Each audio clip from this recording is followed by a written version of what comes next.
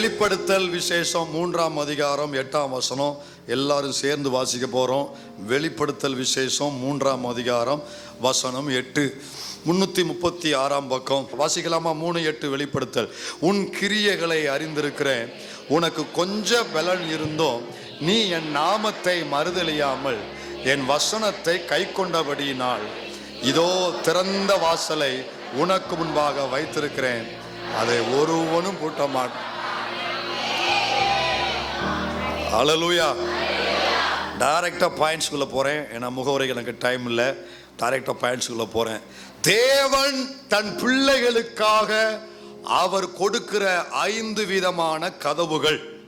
கனவு இல்லை, என்னது மாத்தி கவனிச்சுட்டு பாஸ்ட் கனவு கொடுக்காருன்னு நினைச்சிடக்கூடாது. தேவன் தன்னுடைய பிள்ளைகளுக்காக கொடுக்கிற 5 விதமான கதவுகள் அல்லது வாசல்கள். கதவுகள். சரி, நம்பர் 1 வேகமா சொல்லுவேன், அப்புறம் நீங்க சொல்லணும். நம்பர் 1, ஒருவரும் பூட்டக்கூடாதபடி திறக்கப்படும் கதவு. ஒருவரும் பூட்டக்கூடாதபடி திறக்கப்படும் கதவு. நம்பர் 2, ஒருவரும் திறக்கக்கூடாதபடி அடைக்கப்படும் கதவு. ஒருவரும் திறக்கக்கூடாதபடி அடைக்கப்படும் கதவு. நம்பர் 3, தேவன் திறக்கும் இதய கதவு. என்ன கதவு? இதய கதவு. நம்பர் 4, தட்டாமலே தானாய் திறக்கும் கதவு. அப்படி இருக்கா பாஸ்டர்? இருக்கு, பைபிள்ல இருக்கு. தட்டவே இல்லை, திறந்துச்சு. ஆமென் சொன்னா திறக்கட்டும், மற்றவங்களுக்கு 6 மாசம் கழிச்சு திறக்கட்டும். தட்டாமல் தானாய் திறக்கும் கதவு 4வது. 5வது, தட்டி திறக்கும் கதவு. சில கதவை தட்டினா மட்டும்தான் திறக்கும். சரி, இப்போ 5 டக்கு இப்ப நீங்க சொல்லுங்க பார்க்கலாம். நம்பர் 1, ஒருவரும் பூட்டக்கூடாதபடி திறக்கப்படும் கதவு. நம்பர் 2, ஒருவரும் திறக்கக்கூடாதபடி பூட்டப்படும் கதவு. நம்பர் 3, தேவன் திறக்கும் இதய கதவு. நம்பர் 4, தட்டாமலே தானாய் திறக்கும். எனக்கு இதுதான் ரொம்ப சுவாரஸ்யமா இருந்தது. நம்பர் 5, தட்டி திறக்கும் கதவு. சரி, நம்பர் 1 போவோம், வரிசையா போகலாம். ஆண்டவர் சொல்றாரு வெளிப்படுத்தல் 3:8, எப்பா உனக்கு முன்பாக ஒரு பர்டிகுலர் சபையை பார்த்து சொல்றாரு, ஒரு குறிப்பிட்ட சபையை பார்த்து சொல்றாரு. இயேசுவின் நாமத்துல இந்த 3:8 இந்த காலை இந்த 2வது ஆராதனையில சத்தியமலக்க சபையில் இருக்கிற பிள்ளைகளுக்கு உரிமையாக்கி நாம் அதை விசுவாசிப்போம்.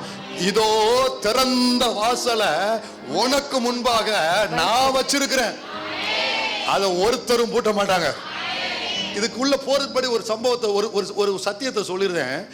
தேவன் எனக்கு ஒரு வாசலை திறந்து நான் உள்ள போனா உலகமே சேர்ந்து வந்து அடைக்க வந்தாலும் அதை ஒருத்தராலையும் அடைக்கவே முடியாது என்பதை நாளமா நம்புறேன்.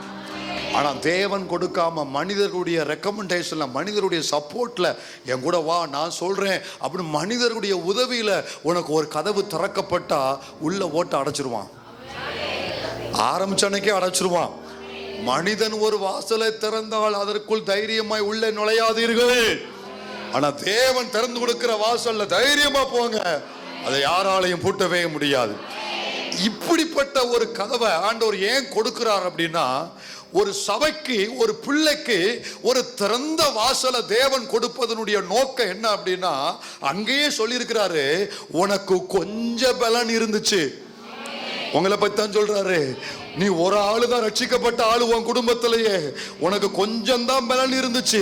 ஆனா இந்த பலத்திலையும் வந்த அத்தனை போராட்டத்துல, அவமானத்துல, இழப்புல, வியாதியில, நஷ்டத்துல என்னை விட்டு போகாம, என் நாமத்தை மறுதலியாம, நீ கேட்டதெல்லாம் நான் கொடுக்கல, நீ கேட்காத நிறைய துன்பங்கள் நடந்துச்சு. என்னை விட்டு போகாம உறுதியாய் என் நாமத்துக்காக நின்னல, எனக்காக நின்னல, எல்லா அவமானத்திலையும் என் நாமத்தின் நிமித்தம் சகிச்சு நின்னேல, மறுதலியாம இருந்தேல, ஆராதனை விட்டு விலகாம இருந்தேல. எவ்வளவு பிளவினம் வந்துச்சு, படுக்க வந்துச்சு. ஆராதனைய விடல, சபைய விடல, ஜபத்தை விடல, கத்தரை விடல, விசுவாசத்தையும் விடல. 1000 பேர் உங்ககிட்ட வந்து தேவன் மேல வச்சிருக்கிற விசுவாசத்தை குறைத்து பேசினாலும் உங்க இருதயம் ஒரு நாளும் அந்த விசுவாசத்துல நீங்க குறையவே இல்லை. இதை கத்தர் கவனிக்கிறார், இதை தேவன் இதை நோட் பண்ணி வைக்கிறார். இப்படிப்பட்ட பிள்ளைகளுக்காக அவனோடு நான் இருக்கிறேன் என்பதை நிரூபிப்பதற்காக உங்களுக்கென்று சில கதவுகளை கத்த திறந்து வைக்கிறாரு. அதை ஒருவனாலையும் பூட்டவே முடியாது. நான் அனுபவிச்சு சொல்றேன். கர்த்தருக்கு மகிமை செலுத்தி, கர்த்தருக்காக உண்மையா நீங்க நிற்கும் பொழுது, அவர் நாமத்தை சுமந்து கொண்டு அவமானத்தில் நீங்க நிற்கும் பொழுது, உங்களுக்கென்றே, உன் சந்ததிக்கென்றே, உன் பிள்ளைகளுக்கென்றே யாருமே திறக்க முடியாத சில கதவுகளை கர்த்தர் திறந்து கொடுப்பாருமா. ஊர் உலகம் பார்த்து சொல்லும், இது இவனாலையும் உண்டானதல்ல, இவனை சுற்றி இருக்கிற மனிதர்களாலே வந்ததல்ல, இவன் நம்பி இருக்க தேவனாலே இவனுக்கு கிடைத்த காரியம் என்று சுற்றி இருக்கிறவர்கள் சொல்லும்படி தேவன் செயல்படுவாரு. விசுவாசிக்கிறவங்க மட்டும் நல்ல நன்றி சொல்லுங்க. விலகாத பிரியாத வம்சமு அப்படிங்க. இப்படிப்பட்ட கதவுகள் ஆண்டவர் நிறைய பேருக்கு திறந்து கொடுத்திருக்கிறாரு. சிறையில் அடைக்கப்பட்ட பொழுதிலும், குழியில தள்ளப்பட்ட போதிலும் கர்த்தரை விட்டு விலகல. அவர் நாமத்தை மறுதலில கொஞ்ச பலத்திலையும் கர்த்தருக்காக உண்மையா இருந்தார் யோசேப்பு. அவரை விட்டு விலகவே இல்லை. எல்லாரும் விலகுனாங்க, ஆனா அவர் யோசேப்பு கர்த்தரை விட்டு விலகவே இல்லை. அப்போ அப்படி வைராக்கியமா நின்ற யோசேப்புக்கு தேவன் செய்தது என்ன தெரியுமா? ஒரு நாள் விடிந்தது, ஒரு கதவு திறந்தது, சிறையின் கதவுலிருந்து வெளியே வந்தார். அடுத்து இன்னும் ஒரு கதவு திறந்தது, சிங்காசனத்தின் கதவை தேவன் திறந்து கொடுத்தாரு. நேரடியா அங்க போனாரு. நல்லா கவனி தேவ பிள்ளையே, அந்த கதவு அவனுக்கு திறந்ததுடைய ஒரு முக்கிய நோக்கம் என்ன அப்படின்னா, வந்த எல்லா அவமானத்திலையும் எல்லா வீண் பழிகளிலையும் தேவனுடைய நாமத்தை சுமந்து கொண்டு அவரை விட்டு விடாமல் உறுதியா நின்றார் அல்லவா.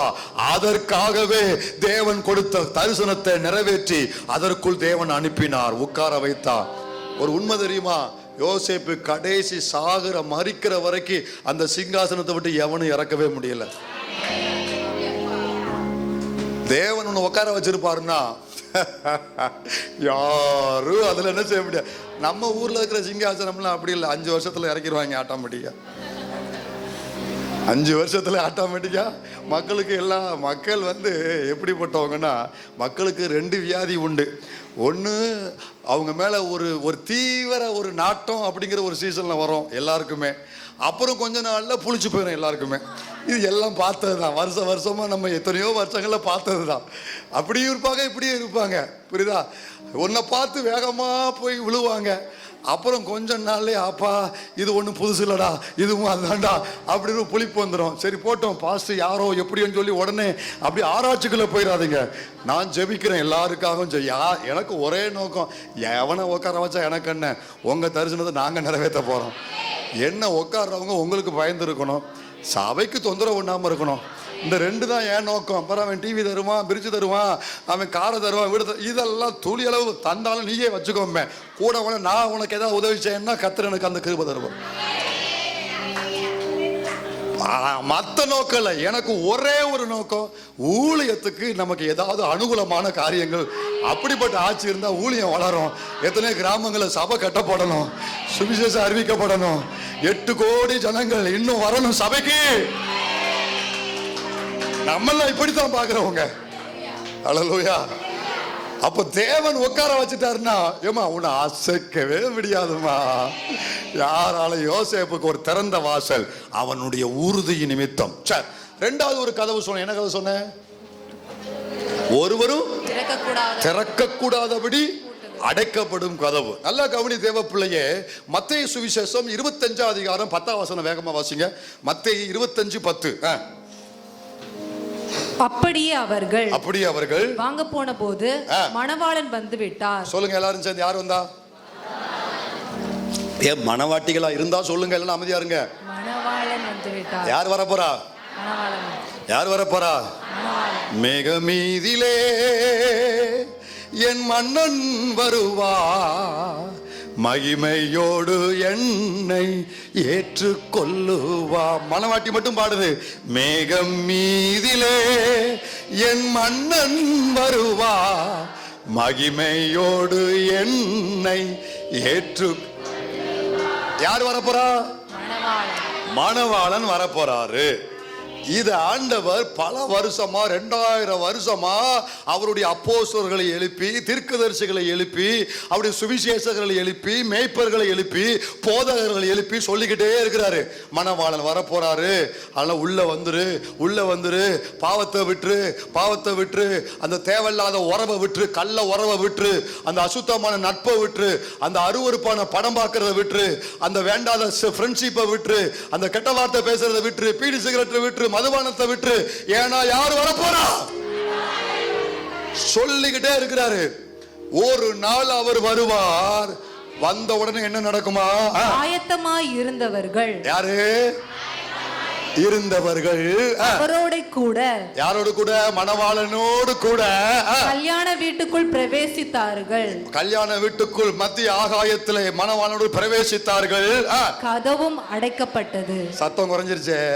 கதவும் அடைக்கப்பட்டது. வெளிப்படுத்தல் 3:8 என்ன சத்தம் வந்துச்சு? திறந்த வாசலை வச்சிருக்க அத்தனை கையும் உயர்ச்சு ஆமேன் வந்துச்சு. இப்போ கதவு அடைக்கப்பட்டது. ஐயா, இப்படியே சொல்லிக்கிட்டே இருக்க நினைக்காதீங்க. அவர் வந்த உடனே கதவு அடைக்கப்படும். ஆயத்தமா இருக்கிறவர்கள் மட்டும் உள்ள இருப்பாங்க. ஆயத்தமா இருந்தவர்கள் மட்டும் உள்ள இருப்பாங்க.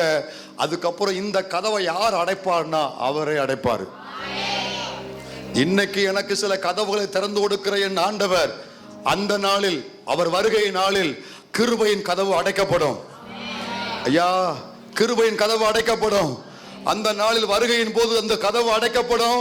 அதற்கு பின்பு யாரும் இந்த கதவை திறக்க முடியாது. ஐஸ்வர்யவான்கள் பணத்தை கொட்டுவாங்களாம். ஐயோ கவனிங்க அம்மா, கவனிங்கம்மா, ஐயா கவனிங்கயா.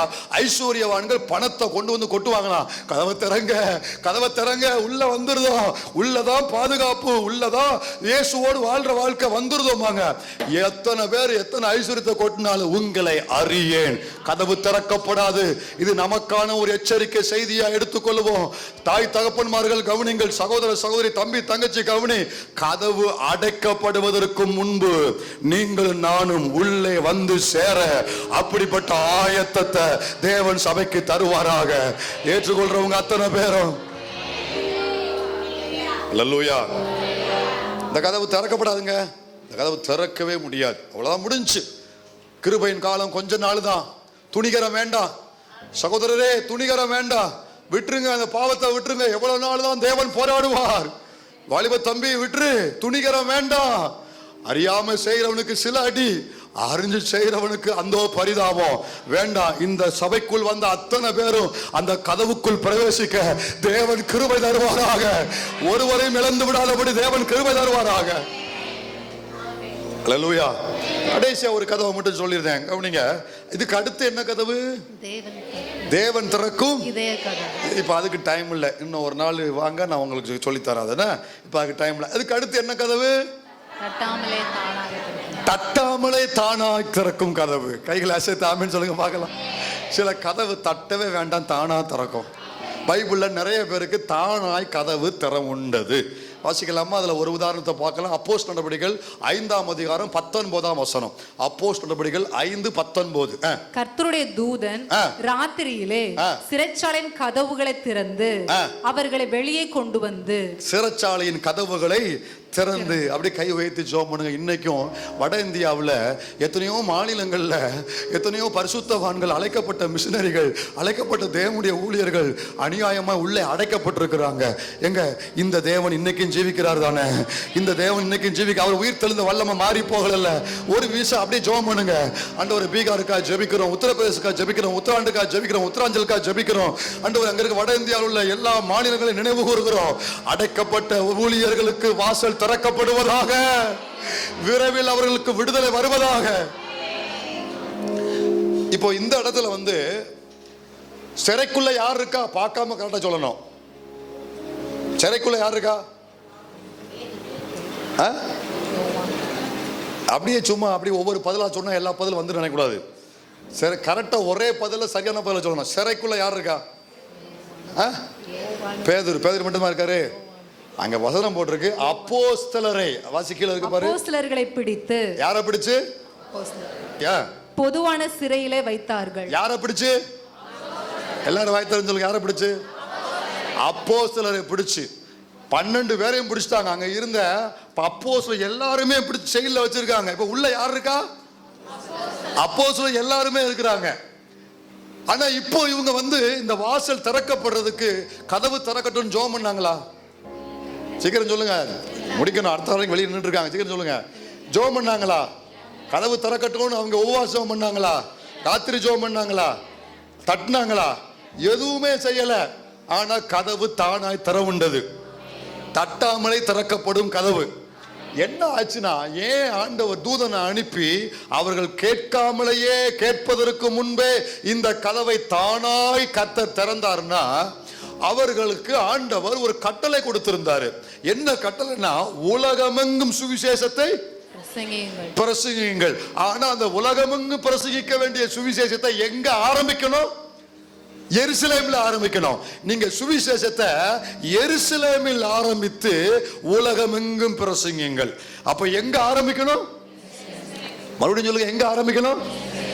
இவங்க எருசலேமில் ஆரம்பிச்சாங்க. சொல்லுங்க, அந்த வார்த்தை சொல்லுங்க. ஆரம்பிச்சாங்க. அவங்க அந்த ஊழியத்தை ஆரம்பிச்சாங்க, போதகத்தை ஆரம்பிச்சாங்க, சபையை ஆரம்பிச்சாங்க. ஆரம்பிச்ச உடனே பிசாசு திட்டம் பண்ணா, இந்த காரியத்தை ஆரம்பத்திலேயே கிள்ளி எறிஞ்சிடணும். ஹலோ, சில காரியம் ஆரம்பிக்கப்படும் பொழுதே பிசாசு அதற்கு விரோதமாய் போராடுவா. உங்க வாழ்க்கையில அனுபவிச்சிருக்கீங்களா? சில விஷயத்தை ஜபிச்சு ஆரம்பிக்க போவீங்க, ஆரம்பிக்கும் போதே அதை கிள்ளி எறியும்படி போராடுவா. உங்க தொழில்ல, பிள்ளைங்க விஷயத்துல, ஊழியத்துல சில விஷயத்தை ஆரம்பத்திலேயே போராடுவான். ஆரம்பத்திலேயே போராட்டம் வரும், ஆரம்பத்திலேயே பிரச்சனை வரும். மோசே பிறக்கும் போது ஆரம்பத்திலேயே அவனுக்கு விரோதமாய் ஒரு பிரச்சனை வந்துச்சு. இயேசுவானவர் பிறந்த பொழுது ஆரம்பத்திலேயே அவருக்கு விரோதமாய் பிரச்சனை வந்துச்சு. சபை ஆரம்பித்த பொழுது சபைக்கு விரோதமாக கூட்டம் எழுப்பினார்கள். இதுல இருந்து எனக்கு ஒரு உண்மை தெரியுது. சில விஷயம் ஆரம்பத்திலேயே பிரச்சனைகளை சந்திக்கினா, அதை கொண்டு கர்த்தர் ஏதோ ஒரு பெரிய காரியத்தை தேவன் செய்ய போகிறாரு. இதுவரைக்கும் நடந்துராத ஒரு காரியத்தை அதை கொண்டு கர்த்தர் செய்ய போறார். உலகளாவிய தாக்கத்தை ஏற்படுத்த போகிறபடியினால தலைமுறை சாபத்தை உடைச்சு சந்ததியை கிறிஸ்துவுக்குள்ள கொண்டு வரக்கூடிய ஒரு பெரிய தாக்கத்தை செய்ய போகிறதுனால ஆரம்பத்திலேயே விரோதமாக எழும்புகிறான். ஒரு சத்தியத்தை உங்களுக்கு சொல்லி நான் முடிக்கிறேன். உங்கள் வாழ்க்கையில ஏதாவது சில காரியம் ஆரம்பத்திலேயே பெரும் போராட்டத்தை நீங்க சந்திக்கிறீங்கன்னா, அந்த காரியத்துல தேவன் தன்னுடைய மகிமையை வெளிப்படுத்த போகிறாரு. தேவ மகிமை பலமா வெளிப்பட போகிறது. இப்படி அவர்கள் திட்டம் பண்ணினதுனால பரலோகத்தின் தேவன் சொன்னாரு, நான் ஆரம்பிச்ச ஒரு காரியத்தை, நான் திட்டம் பண்ண ஒரு காரியத்தை, நான் துவங்கின ஒரு காரியத்தை உலகத்துல எந்த அரசாங்கத்தாலையும் தடுத்து நிறுத்த முடியாது என்பதை நிரூபிப்பதற்காகத்தான் அந்த கதவை யாரும் சொல்லாமலேயே தேவன் தன் தூதனை அனுப்பி தானாய் திறக்க வச்சான். நான் எடுத்திருக்கிற தீர்மானம், நான் போட்ட திட்டம், என்னுடைய காரியம், இத உலகத்துல யாரும் குறுக்க வந்து தடுக்க முடியாது என்பதை தேவன் நிரூபிச்சு காண்பிச்ச இடம் தான் அப்போஸ்தலர் 5ஆம் அதிகாரம். ஹல்லேலூயா. ஆண்டவர் என்ன சொன்னார் தெரியுமா? என்ன சொன்னார் தெரியுமா? எப்பா, சாவி வாங்கிட்ட இருக்கலாம். என்ன உன்னையும் காணும், பின்னாலெல்லாம் உன்னையும் கேட்கலையா? சாவி வேணா ஓன்ட்ட இருக்கலாம், மொத்த ஆளுகையும் என் கையில் இருக்கு. நல்லா கவனிக்க, ஆண்டவர் எப்படி செஞ்சாருன்னு சொல்றேன். இவனுங்க எல்லா பேரையும் முட்டாளாக்கிட்டாரு. விடிஞ்சதுக்கு அப்புறம் அவங்கள வெளியே கொண்டு வரதுக்காக ஆள் அனுப்புறாங்க. இவங்க போறாங்க. உள்ள சிறைச்சாலை கதவு பூட்டியே இருக்கு. நீங்க அப்புறமா வீட்டில் வாசிப்போம், அப்படிதான் இருக்கு. சிறைச்சாலை கதவு பூட்டியே இருக்கு. வெளியே 2 பேரும் துப்பாக்கி வச்சு நிக்கிறாங்க. என்னத்துக்கு? வெளியே ஆயுதத்தோட அவனுங்களும் நின்றுட்டு தான் இருக்காங்க. கதவும் பூட்டி தான் இருக்குது. அங்க எந்த அறிகுறியுமே இல்லை. போய் கதவை திறந்து பார்த்தா ஆள் இல்லை. இவங்களுக்குள்ள பயம் வந்துருச்சு. டேய், என்னடா இது? போர்ச்சவர்கள் அப்படியே நிக்கிறானுங்க, கதவும் பூட்டி இருக்கு, ஆளை காணோம். உடனே சொல்றான், இது என்ன விதமாய் முடியுமோ? ஏமா, அபிஷேகம் பண்ண ஒன்ன தொட்டா அவனுக்கு இந்த ஒரு எண்ணம் தான் தேவன் கொடுப்பார். கிருபை பெற்ற அழைக்கப்பட்ட ஒன்ன ஒருத்தன் அநியாயமா, அதையும் புரிஞ்சு அநியாயமா ஒன்ன ஒருத்தன் தொட்டா இந்த ஒரு திகில் அவனுக்குள்ள இருக்கும்படி தேவனே செயல்படுவார். ஹல்லேலூயா.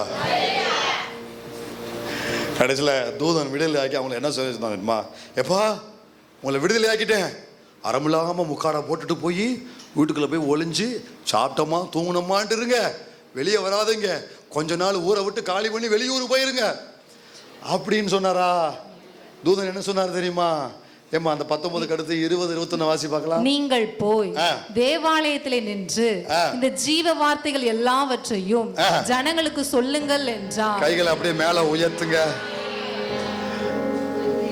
இந்த ஜீவ வார்த்தைகள் எல்லாம் என்ன ஒரு வேர்டு பாருது. இந்த ஜீவ வார்த்தைகள் எல்லாவற்றையும் ஜனங்களுக்கு சொல்லு. உடனே வீட்டை காலி வந்துட்டு போயிடாத, ஊரை காலி வந்துட்டு போயிடாத, சபையை காலி வந்துட்டு போயிடாத, கொஞ்ச நாள் அமைதியா இருப்போம் முடிவெடுக்காத. இதுல எனக்கு என்ன புரிஞ்சதுன்னா, சத்துரு உன்னை எங்க இருந்து தடுத்து உன்னை எடுத்தானோ தேவன் உன்னை அங்க கொண்டு போய் மறுபடியும் நிறுத்தி அங்கேயே உன்னை மறுபடியும் ஆரம்பிக்க வைப்பாரு. அவர்களை எங்க இருந்து சிறைகளை பிடிச்சு கொண்டு வந்தாங்களோ, எங்க இருந்து அவங்களை சிறைப்படுத்தினாங்களோ, என் கர்த்தர் அவளை விடுதலை ஆக்கி மறுபடியும் அங்க கொண்டு போய் வச்சாரு. ஒரு செய்தி சொல்றாரு, உன் வல்லமையினால, உன் ரோம அரசாங்கத்தால, உன் போர் சேவகரால, உன்னுடைய சட்டத்தால, உன் சிறையினால என் பரலோக திட்டத்தை ஒன்னு செய்ய முடியாது என்பதை பரலோகத்தின் தேவன் நிரூபிச்சு காண்பிச்சார். எங்க இருந்து அவனை தூக்கிட்டு போனாங்களோ பரலோகம் அங்க கொண்டு வந்து வச்சிருச்சு. உன்னை எங்க இருந்து துரத்துனாங்களோ, எங்க இருந்து உன்னை விரட்டினாங்களோ, எங்க இருந்து உன்னை பிடுங்கினாங்களோ, எங்க இருந்து விரட்டப்பட்டையோ, தேவன் ஒரு நாள் வருது உன்னை அங்கேயே கொண்டு போய் நாட்டுவாரு. உன்னை உன்னை உன்னை உன்னை ஆரம்பத்துல பிடுங்கினாங்களே அந்த ஆரம்பத்துல தேவன் உன்னை நாட்டுவாரு. நீங்கள் நானும் ஒரு காரியத்தை மறக்க கூடாது. இந்த 3 வாசலை தேவன் எனக்கு திறந்து கொடுக்க வேண்டும் என்றால், 1 ஒருவரும் பூட்டக்கூடாதபடி திறக்கிற கதவு, 2 ஒருவரும் பூட்டுகிற கதவு, 3வது தட்டாமல் தானாய். இந்த 3 அனுபவமும் எனக்கு வேணுங்கிறவங்க மட்டும் அதுக்கு நான் என்ன செய்யணும் அப்படின்னா, நான் ஒண்ணு தான் செய்யணும். கர்த்தர் இவங்களை வாசலை திறந்து கொள்ளிய கொண்டு வந்த உடனே 21 வாசி, அது அப்போஸ்தலர் 5:21 என்ன சொல்லியிருக்கு? அவர்கள் அதை கேட்டு அதிகாலமே, அவங்களுக்குள்ள பயம் வரல, திகில் வரல, வேற ஒரு காரியத்துல அவங்க செயல்படல, அதிகாலமே தேவாலயத்தில் பிரவேசித்து போதகம் பண்ணினார்கள். தங்களுக்கு அவர் கொடுத்த வேளையில் தடையில்லாமல் செய்தார்கள். தேவ பிள்ளையே, கர்த்தர் உங்க ஒவ்வொரு கையிலையும் ஒரு வேலையை கொடுத்திருக்கிறார். இந்த ஊழியத்திற்காக நீங்கள் என்ன செய்ய வேண்டும் என்று உங்களுக்கு ஒரு சிலருக்கு ஜெபிக்கிற வேலை, சிலருக்கு எங்களோடு சேர்ந்து உழைக்கிற வேலை, சிலருக்கு பொருளாதாரத்தில் தாங்குகிற வேலை, ஏதோ ஒரு பொறுப்பு இந்த ஊழியத்தில் உங்கள் எல்லாருக்கும் கர்த்தர் கொடுத்துருக்கிறாரு.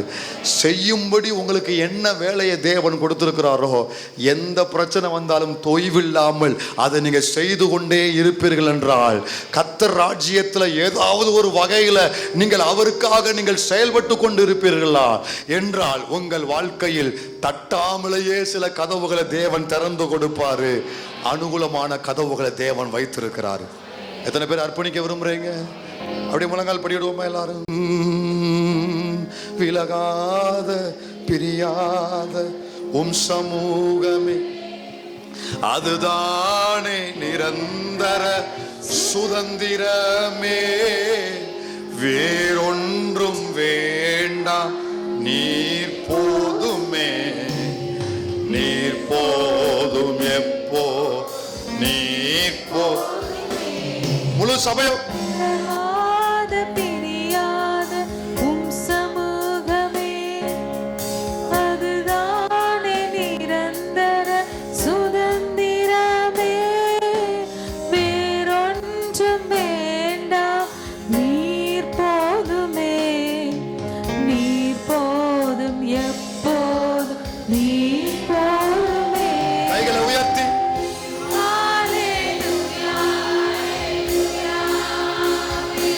ஏசையா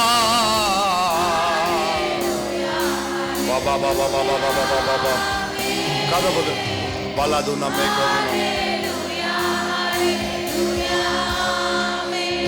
மல்பாகாதுனா மேரேகதுனா ஹதுனமா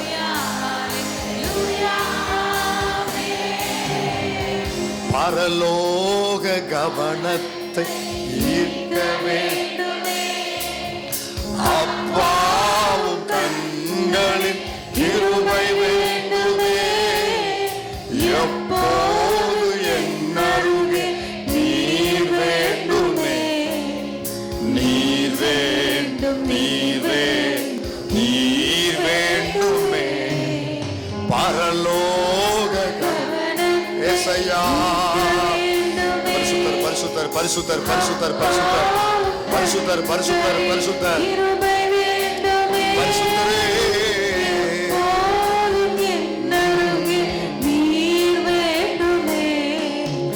நீர் வேண்டும் நீர் நீர் வேண்டும். கைகளை உயர்த்தி முழு சபையும் ஒரு பரலோக ஆராதனை. ஆவியானவரே பரிசுத்த ஆவியானவரே பரிசுத்தரே ஆவியானவரே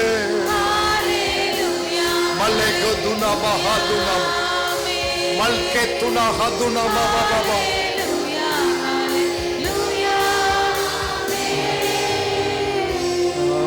ஹalleluya ஹalleluya. ஏம்மா தேவ பிள்ளையே, அவர் நாமத்துக்காக உண்மையா நின்ன சகோதரா சகோதரி, அவ்வளவு பாடுகள் வந்தோம் உன் இடத்துல வேற ஆள்னா யார் நிச்சயம் விலகி போயிருப்பான். ஆனா கர்த்தர் மேல விசுவாசம் துளி அளவும் குறையாம அவரை விட்டு பின்வாங்காம உறுதியா நின்றேல்ல, இதோ உனக்கு முன்பாக ஒரு திறந்த வாசல்.